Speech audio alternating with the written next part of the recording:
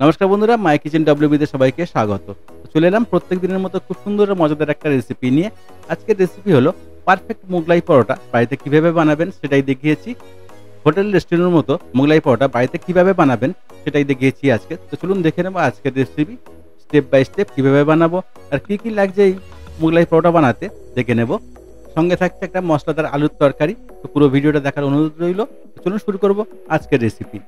তো মোগলাইয়ের জন্য আমরা একটা ডো বানিয়ে নেব। তো আমি এখানে ময়দা নিয়েছি 1.5 কাপ। তো আপনি চাইলে এখানে আটা দিয়েও বানিয়ে নিতে পারেন। আটা দিয়েও খুব সুন্দর মোগলাই পাউডার তৈরি করতে পারবেন। তো আমি এখানে ময়দা নিয়েছি আর দিয়েছি লবণ স্বাদ মতো, আর দিয়েছি চিনি 1 টেবিল স্পুন, আর দিয়ে দেবো 1 থেকে 1.5 টেবিল স্পুন সাদা তেল। ময়ানের জন্য একটু সাদা তেল দিতে হবে। তো তেলটা দিয়ে ভালো করে একটু জল দিয়ে ভালো করে এটাকে একটা ডো বানিয়ে নেব। ডোটা খুব সফট হবে, খুব শক্ত হবে না, খুব নরম হবে না, মিডিয়াম একটা ডো আমরা বানিয়ে রেডি করে নেব। দেখুন একটা ভালো করে অল্প অল্প জল দিয়ে এটাকে একটা মিডিয়াম ডো তৈরি করে নিতে হবে। ডোটা যত ভালো করে বানাবেন তো মোগলাইটা আপনার তত সুন্দর হবে। দেখুন বন্ধুরা, ডোটা আমার রেডি হয়ে গেছে। এবার এখানে একটু সাদা তেল দিয়ে আমি একটু মালিশ দিয়ে এটাকে আমি রেস্টে রেখে দেবো 15 থেকে 20 মিনিট। তাহলে কী হবে, ডোটা খুব সুন্দরভাবে সেট হয়ে যাবে, মোগলাইটা হবে সুন্দর। এটা ঢাকা দিয়ে আমি 15 থেকে 20 মিনিট রেস্টে রেখে দেবো। আর এখানে রেডি করে নিয়েছি পেঁয়াজ, কাঁচা লঙ্কা আর ধনেপাতা পুরটা বানানোর জন্য, আর নিয়েছি চিকেন 200 গ্রাম। তো আমি এখানে পুরটা বানানোর জন্য একটা কড়াই চাপিয়ে দেবো। আমি একটা ফ্রাই প্যান নিয়েছি। তো দিয়ে দেবো তেল। আমি 2 টেবিল স্পুন সর্ষের তেল দিয়েছি। আমি সর্ষের তেল দিয়ে পুরটা বানাবো। তেলটা একটু গরম হয়ে গেলে এখানে দিয়ে দেবো গোটা জিরে 1/2 টিস্পুন। তারপর দিয়ে দেবো এখানে পেঁয়াজ। আমি এখানে 2খানা বড় সাইজের পেঁয়াজ চপিং করে নিয়েছি, আর নিয়েছি 4টে কাঁচা লঙ্কা। আপনি যেমন ঝাল খাবেন তেমন বুঝে লঙ্কাটা দিয়ে দেবেন। আমি এখানে 3 থেকে 4টে মিডিয়াম সাইজের কাঁচা লঙ্কা দিয়ে দিয়েছি।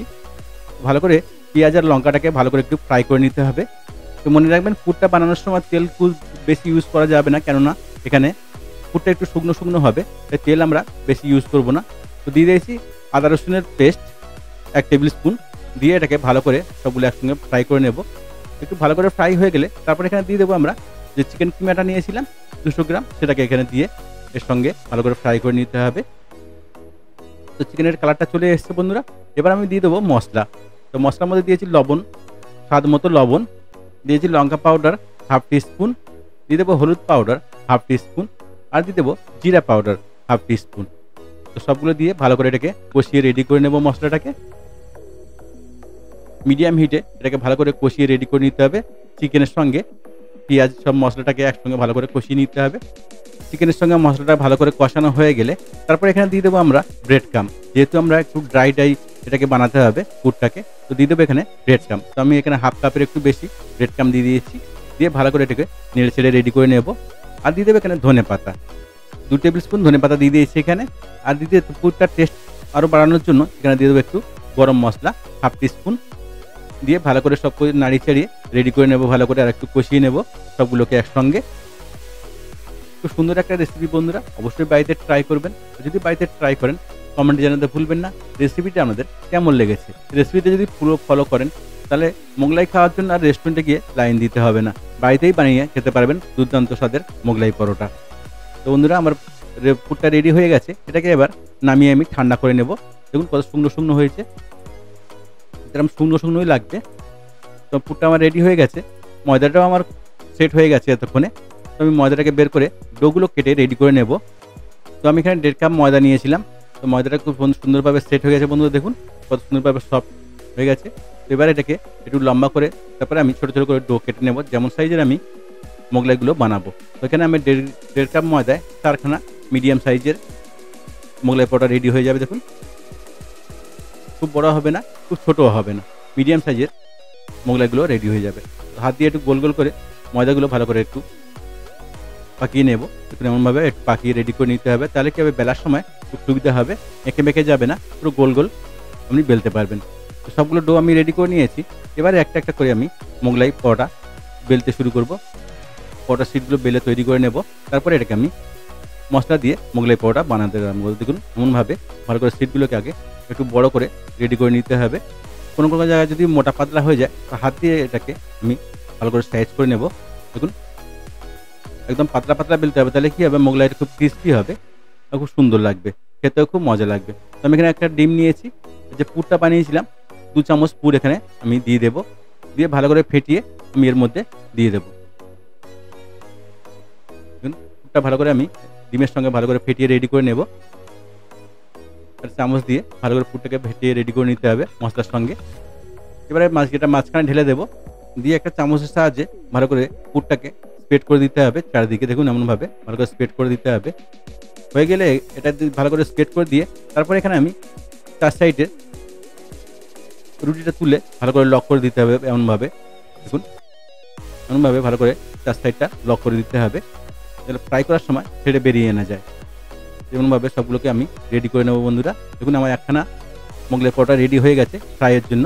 তো এটাকে আমরা ফ্রাই করে নেব। তো ফ্রাই করার জন্য আমার লাগবে তাওয়া। তো আমি এখানে তাওয়া বসিয়ে দিয়েছি। তাওয়া বা ফ্রাই প্যান আমি যেটা আপনার কাছে থাকবে সেটাই আপনি নিয়ে নিতে পারেন। তো আমি তাওয়া নিয়েছি, দিয়েছি 2 থেকে 3 টেবিল স্পুন তেল, সাদা তেল দিয়ে ভালো করে এটাকে একটু গরম করে নিতে হবে। একটু গরম হয়ে গেলে তারপরে আমি মোগলাইটা এর উপরে দিয়ে দেবো। দেখুন এমনভাবে একটু ভালো করে ফ্রাই করে নিতে হবে। খুব সুন্দর একটা রেসিপি বন্ধুরা শেয়ার করলাম, আশা করি আমাদের ভালো লাগবে। যদি আমার রেসিপিটা আপনাদের ভালো লাগে তো চ্যানেলটাকে লাইক, শেয়ার, সাবস্ক্রাইব করতে ভুলবেন না। আর নতুন নতুন রেসিপি দেখতে চ্যানেলটাকে সাবস্ক্রাইব করে রাখবেন আর বেল আইকনটাকে অলে সেট করে রাখবেন। তাহলে কী হবে, আমি যখনই কোনো নতুন রেসিপি ছাড়বো নোটিফিকেশনটা আপনার কাছে আগে পৌঁছবে। এবার এটাকে আমরা মিডিয়াম হিটে উল্টে পাল্টে ভালো করে ফ্রাই করে নেব 3 থেকে 4 মিনিট। দেখুন বন্ধুরা কত সুন্দর হয়েছে, কত সুন্দর কালার এসছে আর কত সুন্দর ফুলে গেছে।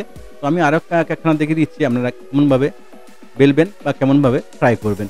একটা লেচি নিয়েছি, ভালো করে এটাকে বেলে আমরা চওড়া করে নেব। দেখুন এমনভাবে ভালো করে একটু বেলে বড় করে নিতে হবে।